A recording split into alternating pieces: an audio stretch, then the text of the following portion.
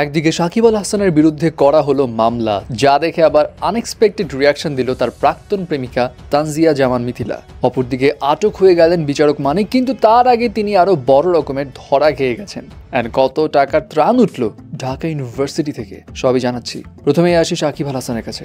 সাকিব আল হাসান একসময়ের এই আইডলকে নিয়ে যে এখন মানুষের ক্ষোভ কেন, সেটা নিয়ে তো নতুন করে বলার কিছু নেই, কিন্তু শেষমেশ তার বিরুদ্ধে এবার করা হলো মামলা। গণমাধ্যম থেকে জানা যায় গার্মেন্টস কর্মী রুবেল মামলার আসামি সাকিব আল হাসান। বৃহস্পতিবার আদাবর থানায় রুবেলের বাবা বাদী হয়ে সাকিব আল হাসানকে 28 নম্বর আসামি করে মামলা করে। সাকিব আল হাসানের বিরুদ্ধে মামলার খবর গণমাধ্যমে প্রকাশিত হওয়ার পর খুব সারপ্রাইজড হয়ে যান তার প্রাক্তন প্রেমিকা, মডেল এবং অ্যাক্ট্রেস তানজিয়া জামান মিথিলা। তিনি গতকাল শুক্রবার নিজের ফেসবুকে সাকিব আল হাসান একটি ছবি পোস্ট করে স্ট্যাটাসে লেখেন, এ ধরনের অভিযোগের মাধ্যমে তারা বিশ্বাসযোগ্যতা হারাবে এবং অবশ্যই জনগণের কাছে আমাদের ন্যায় বিচারের পদ্ধতি নিয়ে প্রশ্ন তুলবে। এই ধরনের গ্রেপ্তার নিয়ে কি বোঝানো হচ্ছে? তিনি আরো বলেন, শাহ আলমের মতো বড় অপরাধীরা এখনো মুক্ত, আর যাই করুক না কেন সাকিব নয়। তার বড় বড় অর্জনের কথা কিভাবে ভুলে যাবেন? বিশ্ব দরবারে সে তো বাংলাদেশের প্রতিনিধিত্ব করেছে।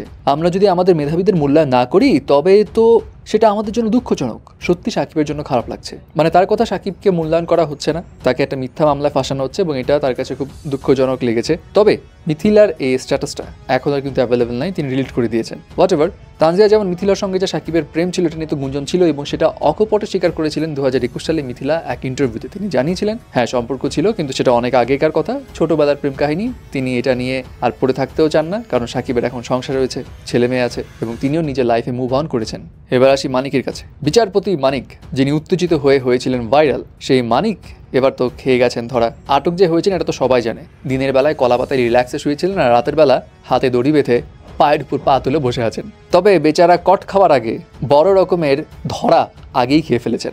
গতকাল রাতে সিলেটের সীমান্ত থেকে তাকে আটক করা হয় এবং বিজিবি আটক করে। কিন্তু এই যে ভারতে পালিয়ে যাওয়ার সময় তার কাছে ছিল নগদ 60 থেকে 70 লাখ টাকা, ব্রিটিশ পাসপোর্ট সহ আরও কিছু সামগ্রী। বাট যাদের সঙ্গে তিনি পালানোর চুক্তি করেছিলেন 15,000 টাকার বিনিময়ে, তারাই পরে তাকে ডিসুম করে সব কিছু কেড়ে নেয় এবং তার কাছে পরে অবশিষ্ট থাকে 40,000 টাকার মতো। বিচারপতি মানিকের ধরা খাওয়ার ভিডিওস, ছবি দেখে অনেকেই একটু আপসেট এবং কষ্ট পাচ্ছে যে একটা বুড়ো মানুষকে কেন এভাবে ধরা হচ্ছে, এভাবে ট্রিট করা হচ্ছে, তাকে আটক বা কেন করা হলো। অ্যাকচুয়ালি বিষয় হচ্ছে তিনি অবৈধ পথে ভারতে যেতে গিয়েছিলেন এবং তিনি বলেছেন প্রশাসনের ভয়ে তিনি এভাবে ভারতে যেতে চেয়েছেন এবং অবৈধ পথে যাওয়ার কারণেই মেইনলি তাকে আটক করা হয়। এরপর তো ইনভেস্টিগেশন হবে, তার আরও বিষয় আসে বের হবে। So let's see. এনিওয়ে, তার উত্তেজিত রূপ তো আর দেখা গেল না। তবে একটা বিষয় এই সিন দিয়ে পরিষ্কার, অন্যায় অবিচারের বিচার আপনি পাবেনই, কোনো না কোনো সময় মাস্ট পাবেন। ফাইনালি আসছে টিএসসিতে। বন্যার্তদের পাশে দাঁড়াতে গিয়ে টিএসসির যে রূপ গতকাল দেখা গেছে, আই হোপ যারা ওখানে উপস্থিত ছিল না, সোশ্যাল মিডিয়াতে যারা দেখেছে তারা সবাই আবেগ আপ্লুত হয়েছে, কারণ এমন বাংলাদেশের রূপ আগে হয়তো কেউ দেখেনি। বিশেষ করে টিএসসির রূপ, ছোট ছোট শিশু থেকে শুরু করে কর্পোরেট জব হোল্ডাররা, দিনমজুর, রিক্সা চালক সহ নানা বয়স, নানা শ্রেণী, নানা পেশার মানুষ নিজের সামর্থ্য অনুযায়ী অর্থ ও প্রয়োজনীয় জিনিসপত্র নিয়ে হাজির হয়েছিলেন ঢাকা বিশ্ববিদ্যালয়ের টিএসসিতে। একের পর এক প্রাইভেট কার, ট্রাক, ঠেলাগাড়ি আসছে, নামানো হচ্ছে শুকনো খাবার, খেজুর, ওষুধ এবং নানা রকম সামগ্রী। ইনফ্যাক্ট ত্রাণ কালেকশন করতে হিমশিম খাচ্ছে রীতিমতো স্বেচ্ছাসেবকেরা। এবং রিপোর্টস অনুযায়ী গতকাল রাত 10টা পর্যন্ত টিএসসিতে 1,25,00,000-এর বেশি টাকা সংগ্রহ হয়েছে, যেটা নগদ টাকা, এবং 30 ট্রাকেরও বেশি ত্রাণ জমা হয়েছে।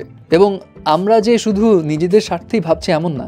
উপদেষ্টা নাহিদ ইসলাম বলেছেন যদি সম্ভব হয় তাহলে তিনি এই ত্রাণ সিকিম এবং ত্রিপুরাতেও পাঠাবেন, ওখানে বন্যার্তদের সাহায্য করতে। এটাই আসলে আমাদের মানসিকতা এবং বাংলাদেশের মানুষের মধ্যে যে ইউনিটি, এটা আসলে সহজে ভাঙবার নয়।